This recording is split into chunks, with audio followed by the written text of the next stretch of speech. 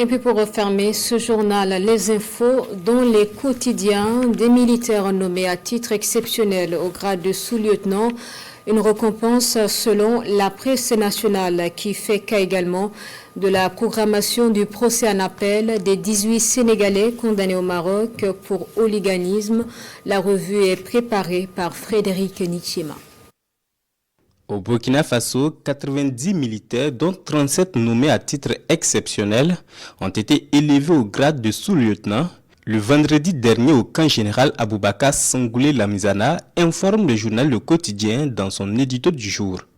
Cette promotion collective, selon le journal, est le fruit des sacrifices consentis au quotidien par ces hommes et femmes pour la défense de l'intégrité du territoire national. Ils ont fait preuve d'abnégation, d'actes de bravoure et de détermination sans faille dans la lutte contre le terrorisme, une preuve de don de soi pour la nation, souvent dans des conditions extrêmes sur les différents théâtres d'opération. Avec de tels parcours, mon confrère estime que la récompense n'est que méritée. Par ce geste de la hiérarchie militaire, mon confrère voit une façon de motiver davantage l'ensemble des forces armées. Une reconnaissance au dévouement de ceux qui se battent au quotidien pour la sécurité et la stabilité du Burkina Faso. La CAN 2025, un sujet qui occupe toujours une place dans les colonnes des quotidiens avec ce nouveau rebondissement dans ce que l'on peut qualifier de match judiciaire qui oppose les Lions de l'Atlas à ceux du Sénégal. Les deux finalistes indiquent l'observateur Palga.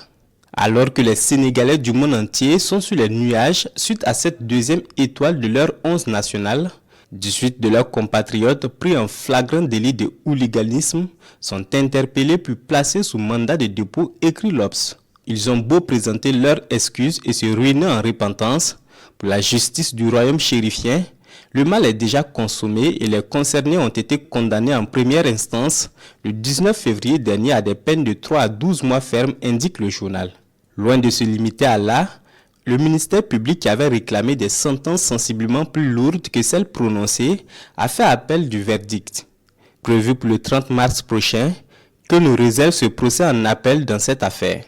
La Cour d'appel va-t-elle confirmer, alléger ou aggraver les peines prononcées en première instance? Que de questions dont il serait présomptueux de présager les réponses.